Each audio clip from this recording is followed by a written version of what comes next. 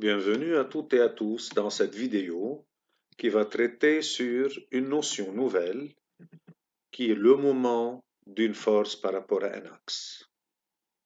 Chaque fois qu'on introduit le terme moment, pensez directement qu'il y a un mouvement de rotation. Regardez cette personne. Elle essaie d'enlever une roue. Avec cette clé en croix, elle tire vers le bas d'un côté, vers le haut de l'autre côté, et cette clé va tourner autour de cet axe. Elle va effectuer un mouvement de rotation. Ici, j'ai une barre rigide qui repose à ce point haut et j'exerce une force vers le haut. Qu'est-ce qu'elle va faire la barre? Elle va monter vers le haut et avoir un mouvement de rotation. D'où vient ce nouveau terme, mouvement d'une force par rapport à un axe? Du latin movimentum. Le V et le I sont tombés, il est resté le momentum, en américain, en anglais, et en français, le moment d'une force.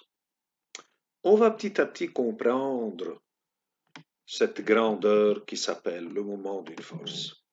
Regardez ce système. C'est la même tige rigide, capable de tourner autour d'un axe qui est en bleu ici.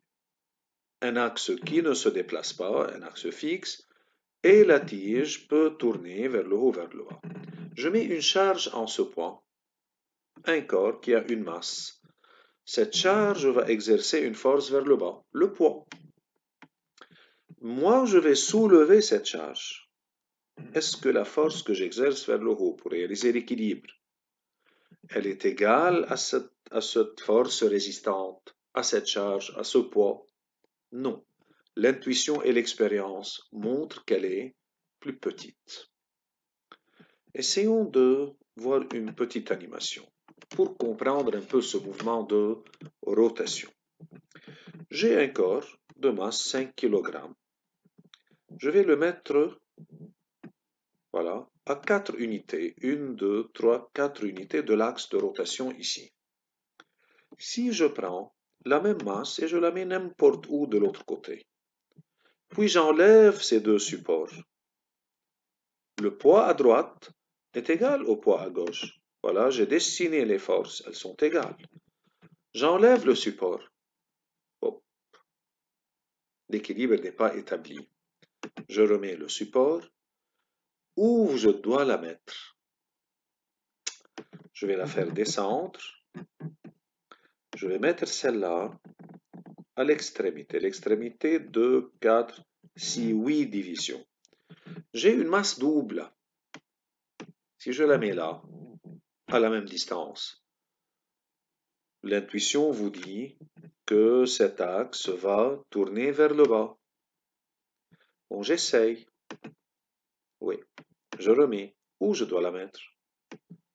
À mi-chemin, essayons. L'équilibre est établi. Donc, si je regarde là, 5 par 8 unités, 10 par 4 unités, 5 fois 8 c'est 40, 10 fois 4 c'est 40. Cette force a un effet de rotation dans ce sens. L'autre force a un effet de rotation dans l'autre. Regardez, si elle est seule. Et si l'autre elle est seule, chacune a un effet de rotation dans un sens différent de l'autre. Voyons le laboratoire. Voyons les forces des objets.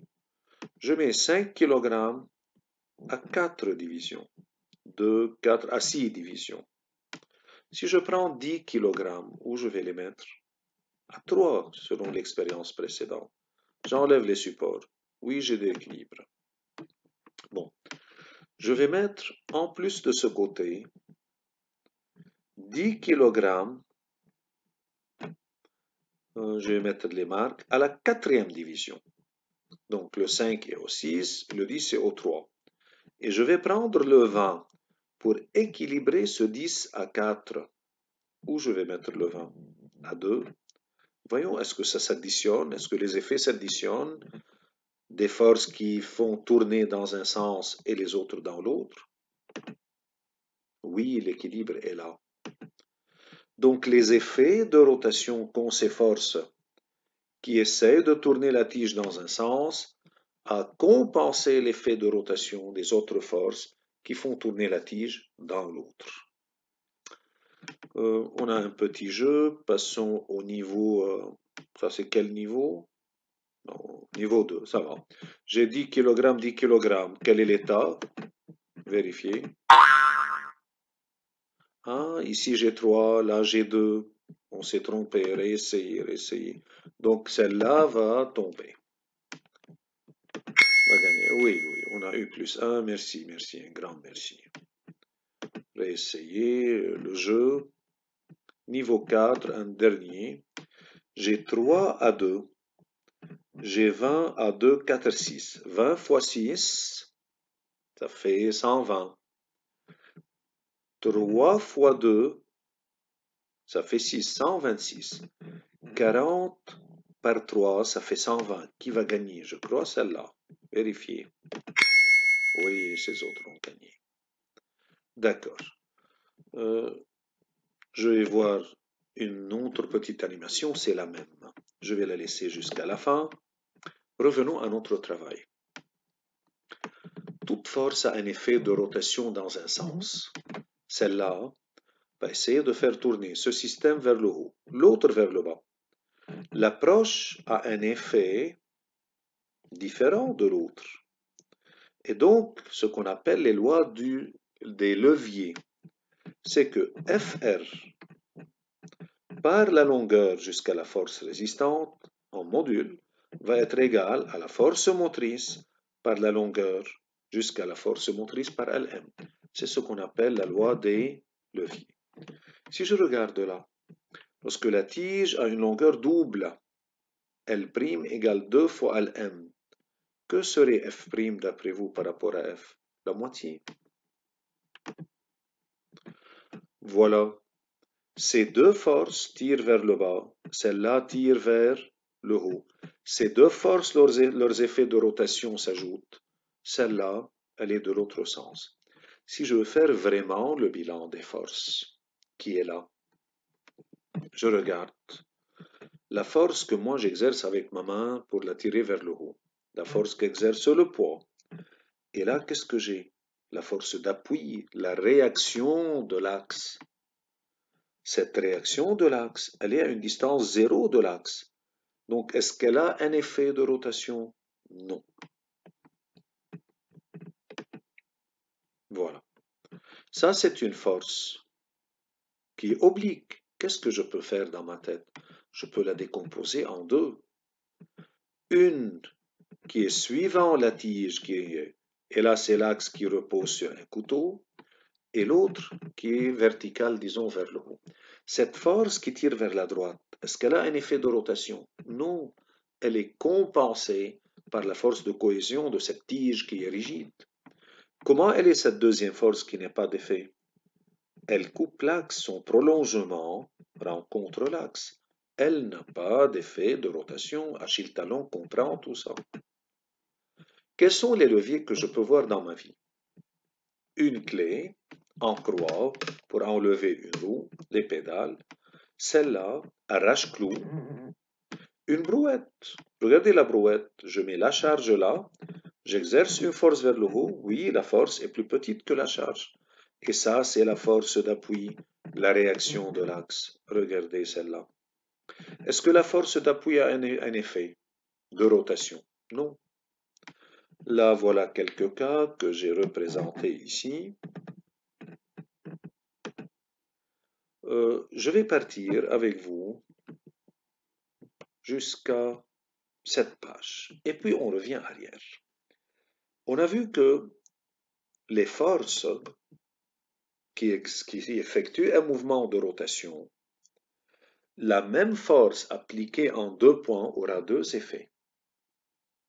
Si la force est très proche de l'axe, son effet est faible. Si la force est loin de l'axe, son effet est fort, parce que la longueur jusqu'à l'axe, elle est grande. D'où la nécessité de définir ce qu'on appelle le moment d'une force par rapport à un axe de rotation delta.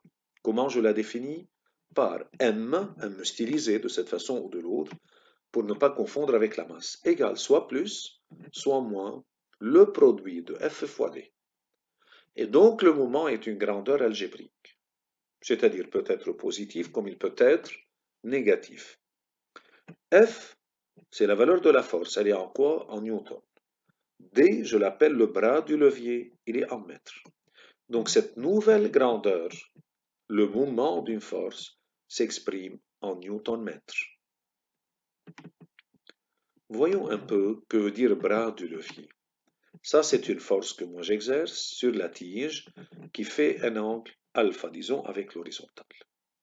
Où est le bras du levier? Ce n'est pas de haut jusqu'en A, non.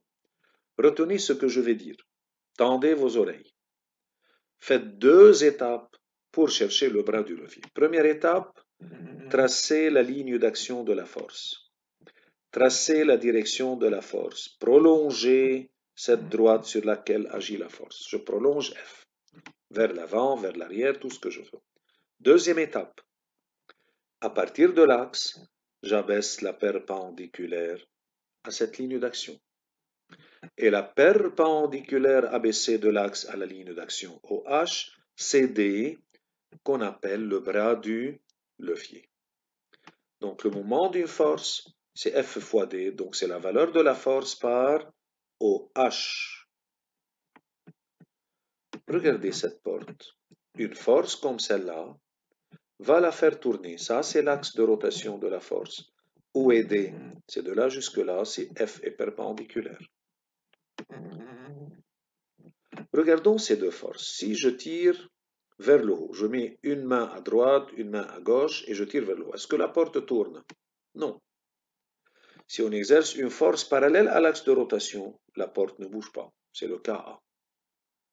Prenons cette deuxième force. J'exerce une force contre cette porte, telle que son prolongement coupe l'axe.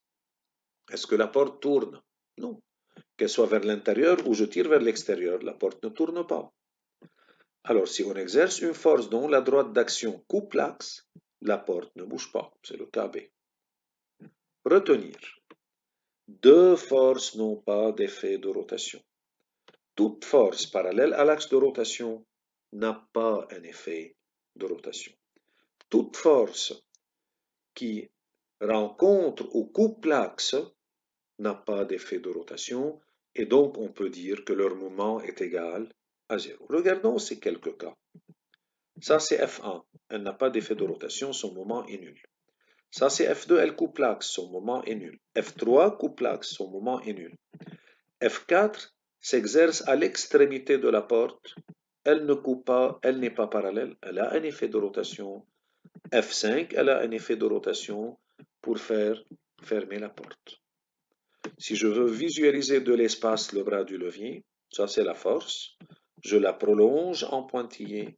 À partir de l'axe, j'abaisse la perpendiculaire, petit d, et le bras du levier. Retenons ça. Une nouvelle grandeur qui va trop nous aider dans le mouvement de rotation, qui s'appelle le moment d'une force par rapport à un axe de rotation delta. Je reviens vers là où on était, vers les leviers. Voilà. Cette force-là qui coupe l'axe, qui est la réaction de l'axe, elle coupe l'axe, son moment est nul. Celle-là, son moment c'est Fr par Lr. L'autre, son moment c'est Fm par Lm. C'est le cas le plus simple que je commence avec. Mais n'oubliez pas, Fm tend à faire tourner la tige dans un sens, Fr dans l'autre. Et donc, j'ai besoin de choisir un sens positif. On peut prendre le sens trigonométrique si le système est en équilibre, comme je peux prendre l'autre. Mais si le système est en mouvement de rotation, il vaut mieux prendre le sens de mouvement comme sens positif. Regardons un peu là. Le moment, on a dit, est une grandeur algébrique. Prenons le sens trigonométrique comme positif. Fr va la faire tourner dans le sens positif. Donc le moment de Fr, c'est Fr par Lr. Le moment de Fm, s'il est égal à Fr, il est négatif, donc c'est moins Fm par Lm. Le moment de Fa, ici Fa est nul. Regardez ces quelques cas. Regardez les leviers. Ça, c'est le point de rotation du coude, de la main.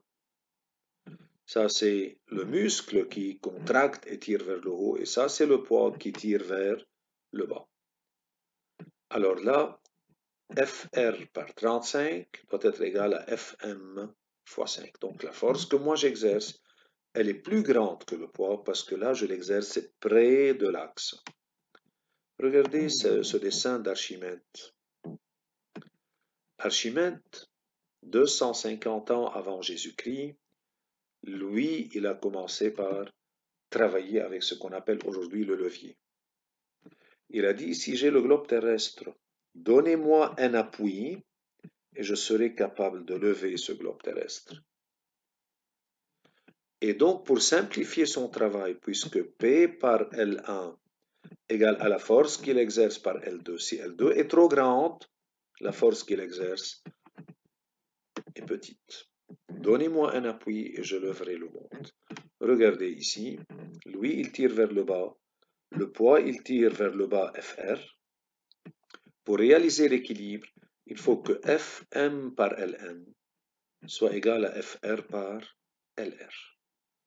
Mais en se déplaçant de là jusque-là, sa main s'est déplacée de trop. Ici, le corps est surélevé de peu.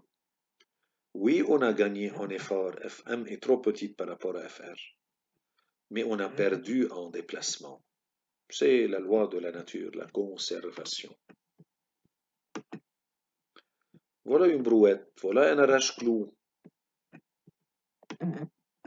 J'exerce une force F, le clou réagit sur l'arrache-clou vers le bas.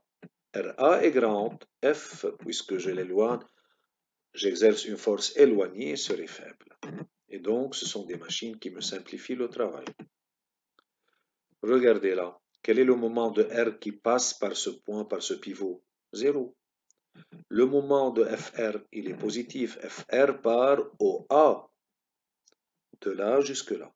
Celui-là négatif, moins F par OB ici. Ce qui fait enfin que Fr par OA égale F par OB, parce que le moment de R égale à 0 à l'équilibre. Et on voit que plus la distance OB est grande par rapport à A, plus l'effort que je dois exercer pour vaincre une même force sera petit. Voilà. Des leviers, le ciseau, casse-noix, point d'appui pour prendre un morceau de sucre, pince à sucre. Voilà ce qu'on était en train de faire. Enfin, c'est l'essentiel. Si j'ai un système capable de tourner autour d'un axe ou d'un autre, pour qu'il soit en équilibre, ou lorsqu'il est en équilibre, il le sera si la somme vectorielle de toutes les forces exercées est nulle et la somme algébrique des moments des forces est nulle. C'est le principe fondamental de la statique. Il faut que la somme des moments soit nulle et que la somme vectorielle de toutes les forces exercées soit nulle. Bon, c'est tout pour cette capsule vidéo. Je vous remercie et à bientôt.